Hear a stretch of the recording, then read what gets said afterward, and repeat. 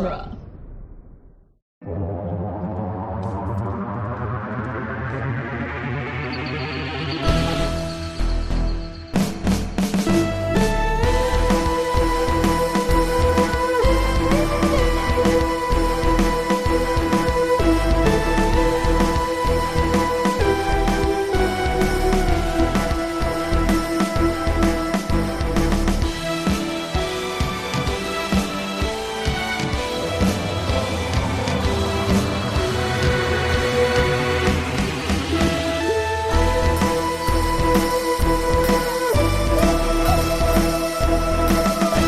Welcome back to The Doctor's Companion presents Doctor Who The Long Way Around, the weekly podcast where we review and discuss every episode of Doctor Who, one doctor at a time. I'm Scott Corelli. I'm Cassandra Fredrickson. And I'm Nick Jimenez. Today on the show, we'll be discussing The Faceless Ones, which is the second Doctor's sixth story. The Faceless Ones, of course, comes sort of toward the end of season 4 of the show.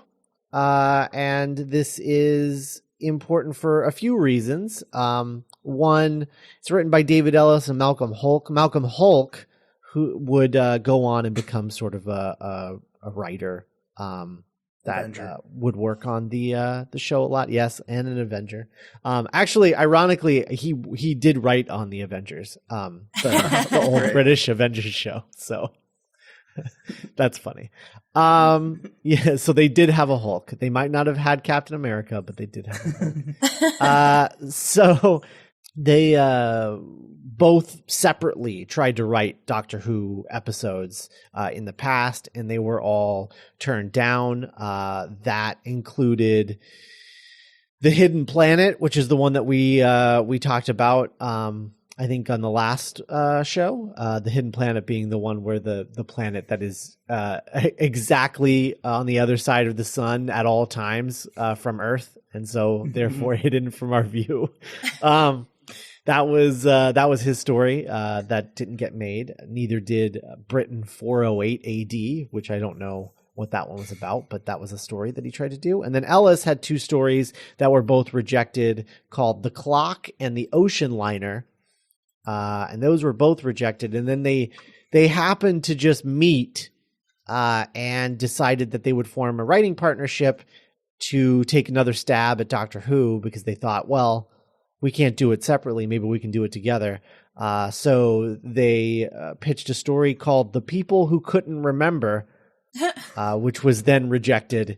And then they tried again, and they came up with a storyline called The Big Store, which involved aliens who would take over a London department store that were using it as a front for their invasion on Earth. The group of aliens were a faceless breed who were artificially given human features in order to replace people kidnapped in the store. And the two our producer and script editor, producer Innes Lloyd, and script editor, where are you? There he is, Jerry Davis. Thank you. Notes. So producer Innes Lloyd and story editor Jerry Davis both liked the story, but they felt that the department store angle was lame, and the idea of faceless villains taking over a department store was a stupid idea that would never be done on Doctor Who, ever. Mark my words. Mark my words, never. So they changed it to an airport, and then they asked them to, because the 4-part stories that they'd been doing all season were not fiscally responsible, they asked them to change it to a 6-part story set in an airport. So they rewrote the story with that in mind, and we ended up with a story that was going to be called The Chameleons, and then was later changed to The Faceless Ones. Some other things that they found out that they needed to write into this story was that Ben and Polly apparently Lloyd and Davis really just could not stand these two characters. What? And so, yeah, I know.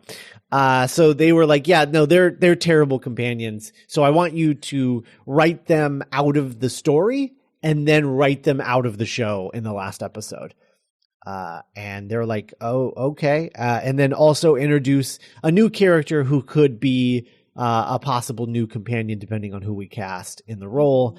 And so they created a Nurse Pinta. No, they created they created a character who was named Mary Dawson and then renamed to Cleopatra Cleo Briggs. Wow. Which is awesome. And then renamed again to Samantha Briggs. And she was being introduced as a new companion, and when they cast the actress to play her, they were like, "Hey, so what do you think about becoming the new companion?" And she was like, "No, I don't want that." And they're like, "Okay, then." So she's in this as if they're introducing a new companion, but she had no interest in becoming a companion once she was cast, and so they wrote her out of the show as well. And she just didn't become a companion. Ain't that just the way? Yeah, but I do have a lot of thoughts about Samantha, but I guess we'll get to that as we start talking about the story. But yeah, and so they wrote Ben and Polly out. Ben and Polly, the actors, were actually contracted through the first 2 episodes of the next story, which is just such a weird way to do that. I guess it's just episode numbers, and this is just how this fell, I guess. But a certain way, right? But when they changed this to 6 episodes instead of 4, they were then only contracted through 2 episodes of the following story, and they were like, "Well, we're not gonna have them go out halfway through a story. That's stupid. So instead, we're gonna write them out at the end of this story, and we'll just pay them for their contracted episodes, and as like a severance package." And so that's what they did. And they got rid of them. And then and this is the worst part of Lloyd and Davis hating Ben and Polly. They're like, "All right, well, we got rid of Ben and Polly. I think we're done here. Yeah, I think we're just gonna quit. Yeah. We're done." So they got rid of Ben and Polly, and then they promptly quit the show. What? Yeah.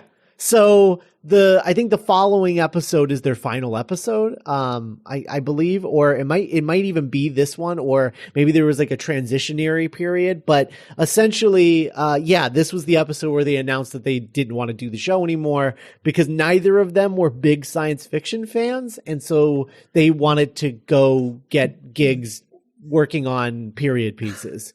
Wait, that was like a solid twist in that story. Is that they weren't even that interested in science fiction. They tried so hard to write for Doctor Who. Yeah. Oh no. Really? My bad. Oh, yeah. This is the producer, bad. the producer and the script writer, not the writers of the story. They're the script editor, not the writers of the story. Yeah. So they stayed around and helped them pick their who would end up replacing them. And that was basically that. The only other bit of juicy material is, if you guys remember last time when we talked about the Macra Terror, we talked about how sort of absurdly massive and immovable the Macra models were, the Macra creatures. Those were created for those were created for the show by, what is the name of their by Shawcraft, which is the prop master company that was sort of in charge. They were like the like the Weta workshop of that sort of thing.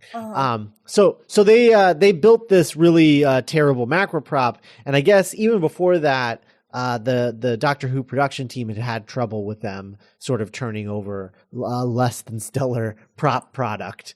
And the Macra Terror was just sort of exacerbated everything. And then when they came in to work on The Faceless ones, they built the Chameleon's plane and satellite, but the satellite didn't work properly. The bulb on its base blew, and there was no replacement on hand. And then Shawcraft didn't consider how the satellite should be mounted for these model shots. And then they suggested, well, why don't we hang it from a wire? But then the wire was unable to support the weight of the model, and it broke and dropped the model to the floor, shattering it into pieces. Oh my god. Yeah. And so they were fired and never worked for Doctor Who again. And this was the beginning of, they did some reshoots for the model work specifically. And this was the first story where the Doctor Who production team started working directly with BBC's visual effects department. And they never hired outside help again. So there we go. And that was the end of Shawcraft. Huh. The terrible prop company of early Doctor Who. Ashes to ashes. Yep. So that was that. Annika Willis, who played, or Anarchy, I don't know. Anik, I don't know. Anarchy. Annika Wills, who played Polly. She ended up in the 70s. She quit acting and traveled the world. And ended up taking up residence in countries like India, Belgium. She lived in the United States and Canada for a little while, and then has recently returned to the UK, I don't know, in the last decade or so. And she started acting again in her free time between her art and interior decorating projects. And she ended up playing the mother of companion Charlie Pollard in Big Finish Productions' Zagreus and the Next Life. Wow, look at that. Yeah. That's cool. And then Michael Craze, who played Ben, he would end up doing lots of acting stuff, and then ended up taking a regular role on a radio soap opera. And then by the mid 70s, he decided to sort of relax his acting schedule and instead became the manager of a pub and later a hotel. And then on December 8th, 1998,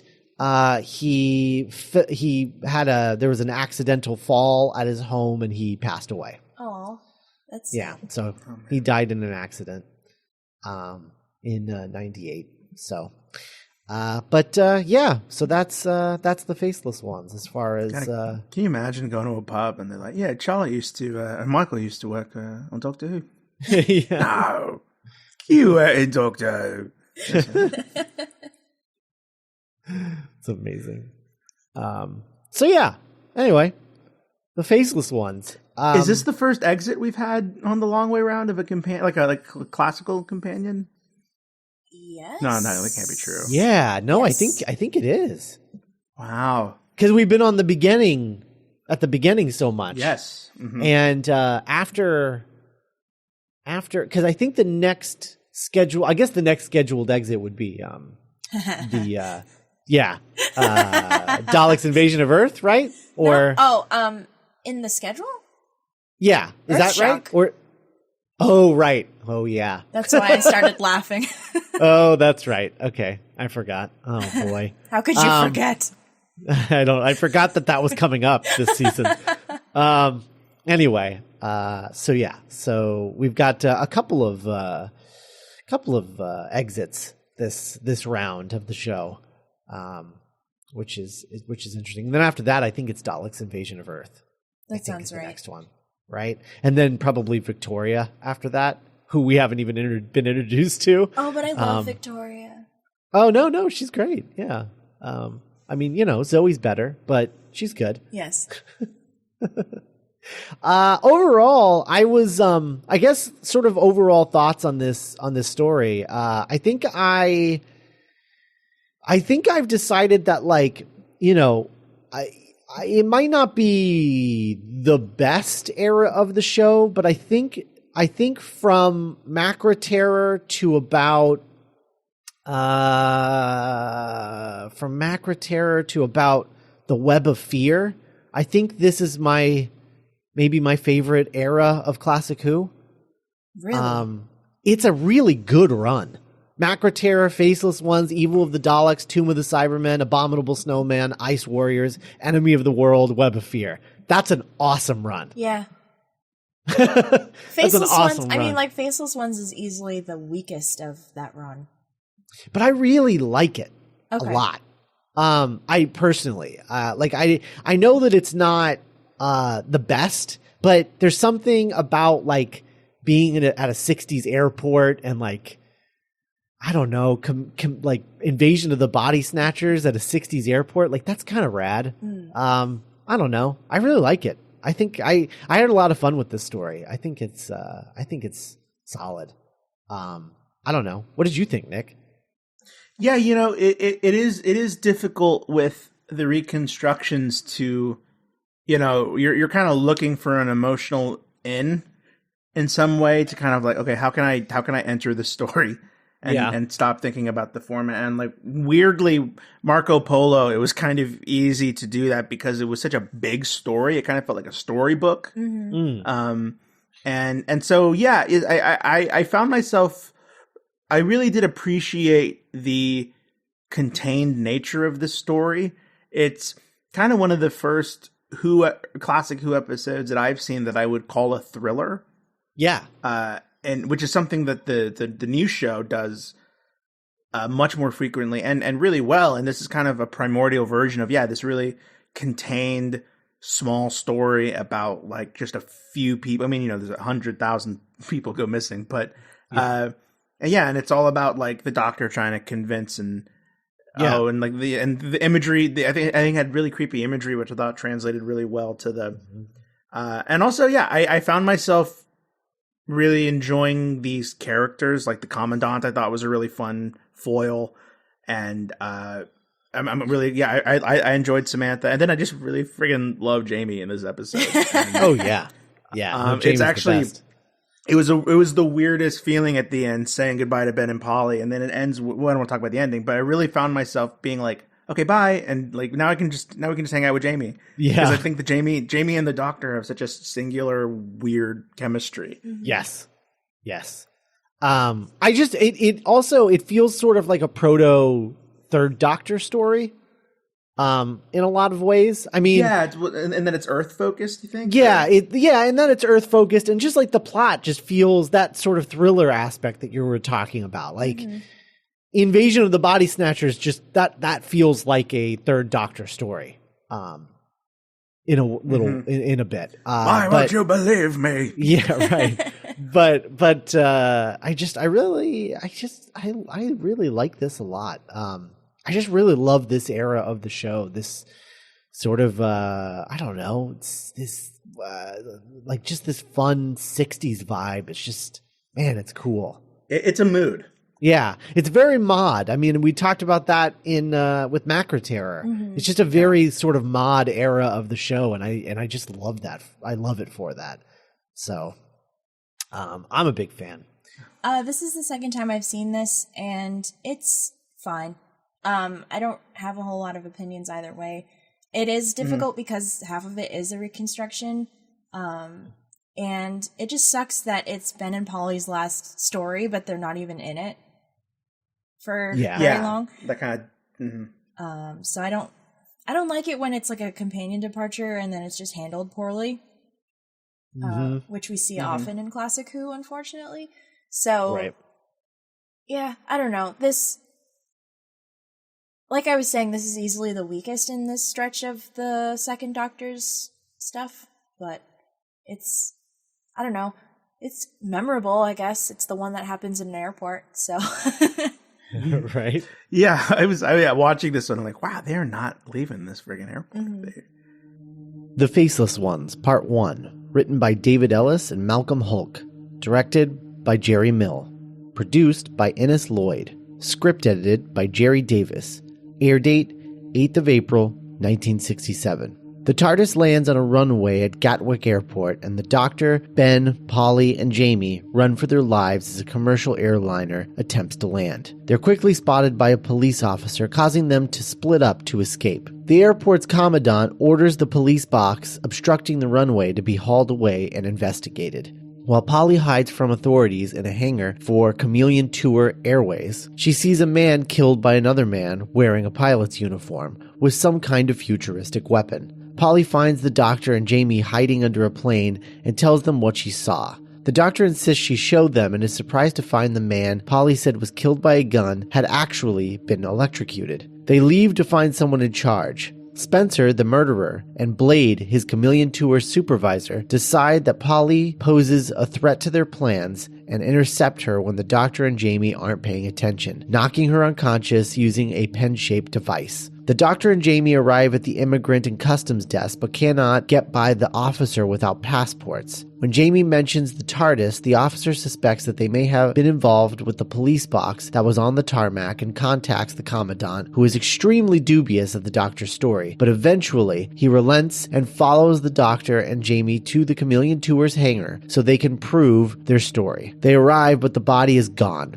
The Commandant, fed up with the whole situation, takes them back to immigration and customs. They spot Polly and draw her to the Commandant's attention, but she claims not to know either of them. Meanwhile, Spencer and Blade guide a disguised creature through the airport concourse to the medical center. They arrive and set him down on a bench where we see that the creature has a featureless face on a misshapen head. So part one starts with the TARDIS landing in the middle of an airstrip and Jamie being afraid of a flying beastie. Oh no, beastie! Yay, we're back. I love that because he's like, it's a flying beastie, and like the second Doctor's reaction is just like, it sure is. Let's run. They all run away from the airplane. Oh, it's really great. I love that. I think my favorite thing about this story is the Bobby that we see occasionally wearing his little Bobby hat, but his chin strap doesn't fit around his chin, so it just hangs above his chin, and I don't know why he wouldn't just put that under his chin where it belongs. Put that under your chin where it belongs. It's just the weirdest.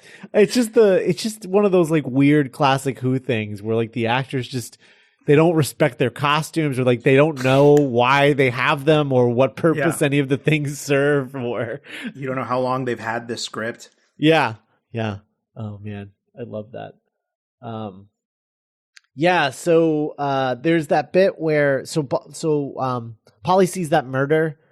And what she thinks is a murder anyway. And she comes and she tells the Doctor and everybody about the murder, and then they're like, well, let's go investigate. And then Jamie and the Doctor run ahead, and she's like immediately taken from behind them, and they don't even notice. They just it might be a record. Yeah. I mean it's sort of indicative of the philosophy that the producer and story editor had about Polly and Ben. Just get rid of them. Like we're not even gonna miss them if they're not here. Yeah, and as a writer, I am so empathetic of that feeling, but at the same time, I'm like, come on, guys. Like, yeah. Poor Ben and Polly. Before Polly. Yeah, I love that. Well, and then there's this moment where the main sort of I don't know, Faceless one dude, Chameleon. The main Chameleon. He says, we'll have to. She's like, my friends are gonna worry about me, and he's like, well, we'll have to do something to stop them from worrying. And then he just looks directly at the camera, and he's like, what's happening? What's going on right now? Where do I go next? Yeah, why are you looking at me? Oh man, that whole scene where the Doctor is trying to report the dead body is and Jamie just being like, the ray gun killed him. Yeah, just shut up.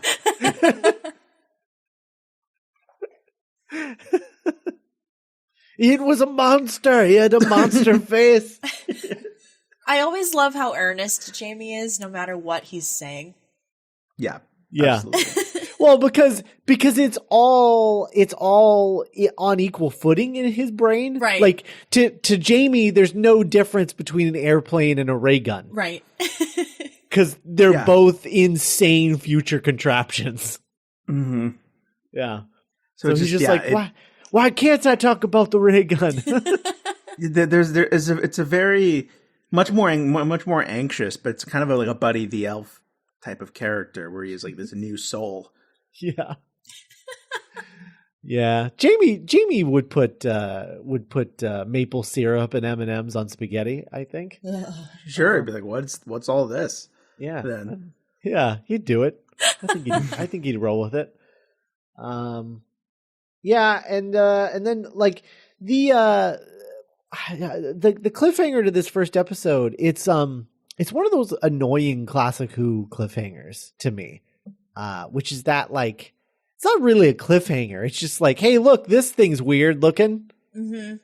Yeah. It's not even doing anything. Yeah, it's not even doing anything menacing. It's just like the two guys like leading a faceless one into like the medical facility, and then it just pans up and you see that it doesn't have a face. And I'm like, all right. Yeah. I mean, they're more like post-credit scenes than cliffhangers. Yeah. Yeah. Because like half of the Marvel post-credit scenes are like, well, we have this thing, and right. What the hell's that? Yeah. I don't know. What's a Thanos? I don't know. They're gonna meet the twins next year. Remember when people thought Thanos was Hellboy? Do you remember that phenomenon? Oh my god. Where like that first reveal of Thanos, like people in theaters like everywhere who don't know like deep cut Marvel characters were like, is that Hellboy? Is Hellboy gonna be That's amazing. the next Avenger movie? And it's like, yeah, Hellboy is sitting on a throne in space now. That's so he really didn't want to be a dad. Yeah. Oh man. So anyway. Yeah, so that's part one. The Faceless Ones, Part 2, written by David Ellis and Malcolm Hulk, directed by Jerry Mill, produced by Innes Lloyd, script edited by Jerry Davis, air date 15th of April, 1967. At the Immigration and Customs desk, Polly explains that her name is actually Michelle, an English governess from Zurich. When the Commandant calls for the police, the Doctor and Jamie make a dash for it, hiding behind newspapers to avoid detection, and then splitting up to find clues. Meanwhile, the faceless creature and an airport employee named Meadows are set up with armbands and headsets by Nurse Pinto, and the creature transforms into Meadows' duplicate, and they send him back to work in air traffic control. Polly's duplicate now works at the Chameleon Tours desk, where Jamie keeps watch as a young woman named Samantha Briggs arrives and asks about her missing brother, supposedly in Rome on a Chameleon tour. Polly tries to stall Samantha, but she says she'll wait and sits next to Jamie, who mentions that the Doctor may be able to help her. The Commandant absolutely refuses to listen to the Doctor and calls the police on him. Ben investigates the Chameleon Tours hangar and opens a packing case to find the real Polly sitting in a trance. Ben is attacked by Spencer with the same pen-shaped device used on Polly. While investigating the kiosk, the Doctor sees Ben getting attacked on the monitor. He reaches the hangar, but with no sign of Ben, he searches the area and opens a packing case to discover the trance-like body of Meadows.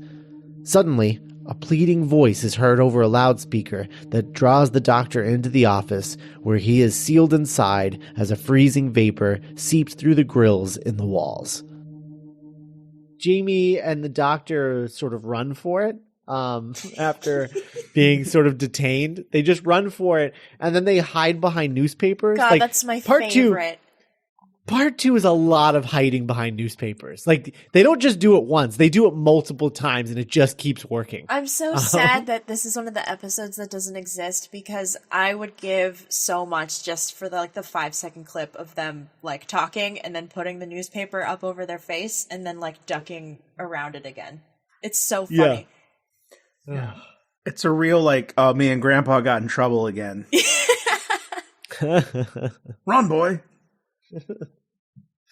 So while they're on the run trying to investigate what's going on with the missing people, and that murder. The chameleon aliens are testing the senses of a newly christened faced one. One of the doubles. So what they're doing is they bring in humans and they siphon off all of that humans. They basically copy paste their brain onto the faceless ones. And then also give them the form of the human that they're taking over. So they have all of the memories and stuff of the original human person, but then they also remember being a faceless one, and they know what being one of these chameleon dudes means and what their purpose is and whatnot. They're just better Zygons. They're like, essentially, yeah. They're more efficient Zygons. God, this really is like it's like a proto-Zygon and a proto-Auton story. Yeah. Like they just combined, they just took this and then separated out into two more iconic aliens. Aren't we doing Zygons this block too? Yeah, we are. Oh yeah. shit. Oh shoot. Yeah, we got we got Zygons coming up soon. Nice. Yeah. So that's our fourth Doctor story. Well, I guess it has to be. It's the only time the Zygons show up. Yeah, and then we meet Samantha from Liverpool, who is very mod. She is very mod. I'm a big fan of Samantha. I kind of wish she had become a companion, to be honest. She's great. I love her.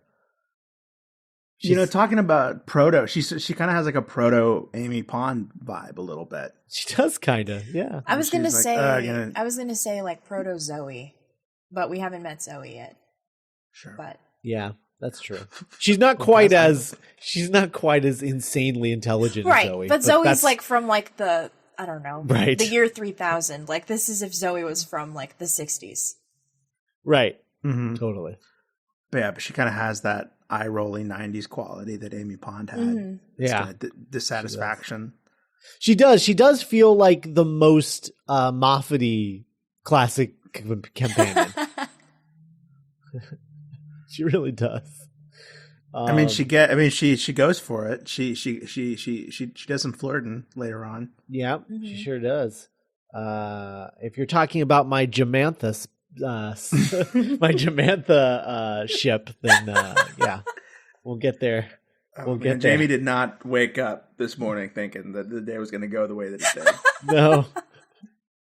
In multiple, I think that's every day for Jamie. What's going to happen today? I think that's just his life now. Oh. I think every day he wakes up and says, "Today is going to be the day that it's normal, and everything is fine. Means. We'll just hang out and do nothing. It'll be great." Oh, what the hell is that? Oh no, Doctor, what's happening? Jamie, run!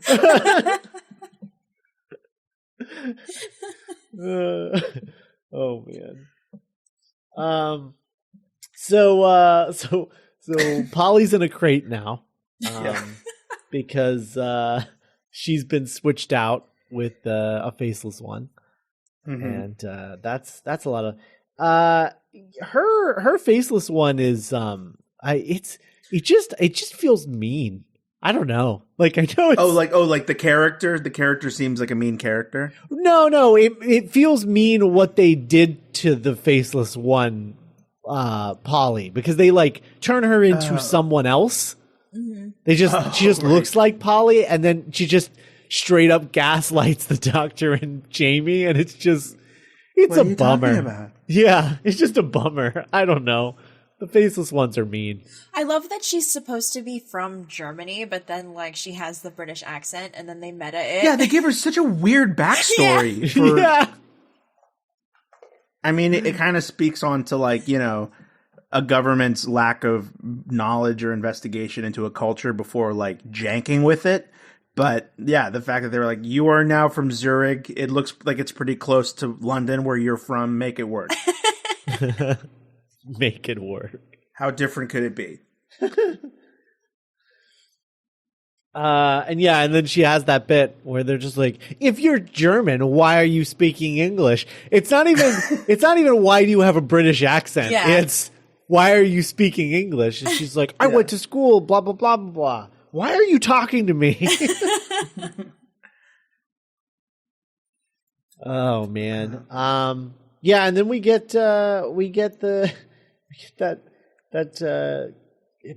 Jamantha stuff. I'm a big fan of the Jamantha stuff. I just Jamie and Samantha like hanging out in a lobby, just like sitting next to each other, waiting for answers, and just like talking amongst themselves. I'm just like, I don't know. I'm a big fan. I like them. They had good chemistry. Yeah, the two, like the different accents, kind of was musical together. Mm-hmm. Yeah, in a reconstruction. I was like, oh, I like this. Yeah.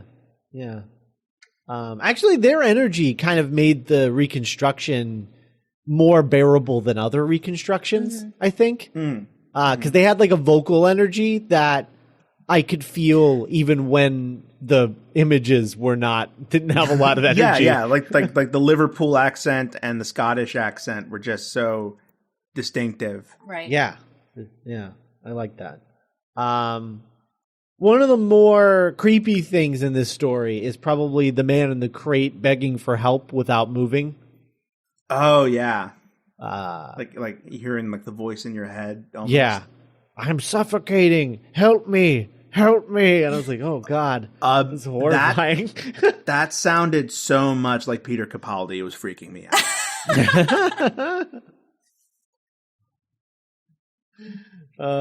The crate man. Yeah, the crate, like, help me, I'm suffocating. And I was like, oh, that's exactly how I thought the voice wasn't coming from the dude. It was coming from the office to lure the doctor there. Oh, it was still creepy. Oh, yeah. It was just the juxtaposition of the voice and the man. Okay, yeah. That makes sense. Was it just the fact that he wasn't moving. I mean, no one was moving. It's a reconstruction, but it creeped me out. I don't know. And also kind of Moffat-y. That kind of like what a child would find scary. Yeah, that's true. I am a child. I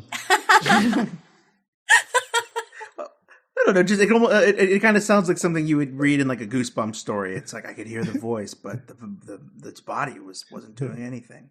Oh yeah. You're afraid of it. Then a hand reached my arm. Chapter 2. It was my mom. Right? What are you doing here, dummy? Every cliffhanger in Goosebumps. Yeah. It's like Doctor Who and then- cliffhangers. It's true. That is also true. And then episode 2 ends with it getting cold in her. Mm-hmm. Like a vapor or something. Yeah. Yeah. They're trying to freeze the doctor. This whole story, I love that the doctor is the MacGuffin. Like they want to turn the doctor into a faceless one real bad. Mm-hmm. And so they keep putting him into situations where they almost get him. Oh, man. Yeah. Their first attempt is trying to freeze him solid in a room. And that's our cliffhanger for part 2. The Faceless Ones, Part 3, written by David Ellis and Malcolm Hulk, directed by Jerry Mill, produced by Innes Lloyd, script edited by Jerry Davis, air date 22nd of April, 1967. The Doctor notices a closed-circuit camera watching him and covers the lens, causing Spencer to investigate. Inside, he finds the Doctor huddled on the ground, but as he bends down to check on him, the Doctor fires the freezing pen device at him and escapes. Jamie and Samantha have explained the situation to an inspector from Scotland Yard when the Doctor finds them. The Doctor tells the Commandant about the stupefied man in the packing case and suspects it is a worker from the airport. He presents the paralysis pen to the Commandant and introduces the idea that they may be dealing with an alien force. The Commandant is very skeptical, but Inspector Crossland seems intrigued. The Doctor explains that Chameleon Tours is actually a front for the mass abduction of young men and women. Convinced by this strange turn of affairs, the Commandant gives the Doctor the freedom of the airport for 12 hours. Inspector Crossland presents himself to the Chameleon Tours kiosk and wants permission to meet Blade aboard his next flight. Crossland confronts Blade on a busy plane ready to take off. Crossland's questioning gets too close to home for Blade, and he is asked to stay in the bulk of the plane while Blade cancels the flight. The plane starts to take off, and Crossland forces his way onto the cockpit, but there are no throttle controls or the usual displays. Crossland is clamped to a chair, and the flight takes off. Blade then activates a device and tells Crossland that if he wanted to know the secret of Chameleon Tours, he can see for himself. As Crossland watches on a monitor, the passengers in the plane disappear from their seats. The doctor, before he completely freezes, he gets a little shocky thingy, the thing that they use to freeze people without cold weather, and he hides it and then pretends to be frozen. And the guy comes in and he's like, "Oh, I got him!" And then the doctor zaps him with the thing and runs out of the room. That's great. It's funny that both of their offensive technologies are hot and cold. There's no in between. Oh yeah. It's just I have a freeze pen that makes things cold, and then I have a ray gun that burns things. Yeah. Yeah. The two things you can be. Face or no face. Cold or hot, face or no face. British or British or Scottish. Yeah. British. As we learn, you can only be one or the other because you can't be German. It's either British or Scottish. Those are the two options. And speaking of Scottish, we get our second Scottish character, who is a inspector from Scotland Yard, who shows up and is like, "What's all this then?" And the doctor's like, "This is all this then," and explains the situation. And the airport guy is just like, "All right, this is dumb." And the Scotland Yard guy is like, "No, let's hear him out." It seems reasonable. It seems reasonable. He's like, "They're aliens." They're what? Oh man, I love that. Yeah, I really like the Scotland Yard guy. I like that he just strolls around very confidently like he owns the place at this airport with his pipe hanging out of his mouth, and is just really on the doctor's side this whole time. He really likes the doctor. Yeah, it's a welcome sea change. It is. It really is. And eventually the inspector convinces the head of the airport to basically give the doctor free reign of the airport for his investigation. Not only don't arrest him. Yeah. Not only don't arrest him, but let him go wherever he wants. And do whatever he wants. But who doesn't have free reign on investigation is Jamantha, but that doesn't stop them from going to town on investigating together. It is great. It is good. No better way to start a new relationship than just some sleuthing. It's true. That is the best way.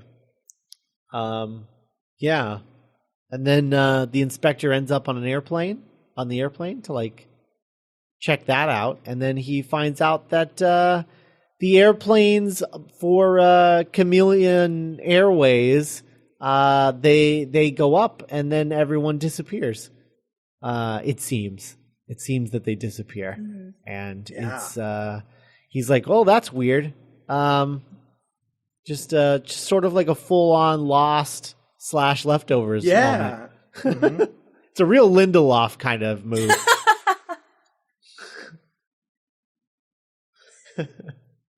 Man.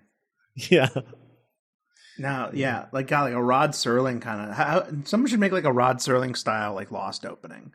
That would be cool. That would be really cool. So yeah, I said Rod Sterling on Back to the Future Minute, and we still get shit about it. Yep. Anyway, this popped in my head. Yeah, I remember that 1-star review. Yeah. So that's it. That's part 1 through 3 of the Faceless ones. It gets weirder. It sure does. So we'll have more to talk about in part 2, where we talk about episodes 4 through 6. In the meantime, if you're on Facebook, go join our Facebook group. the Doctor's Companion listener group. Go check that out and talk to us there. Talk to us about the Faceless ones and all that stuff. And obviously, you know, the show is coming back soon, so I'm sure we'll be posting, you know, trailers and all kinds of stuff as it starts getting released. It seems like we're really ramping up on the marketing of all of that. So it's a miracle we didn't talk about any of it today. Yeah. Let's keep it that way. Yeah. So yeah, we'll be back with the Faceless Ones part 4 through 6.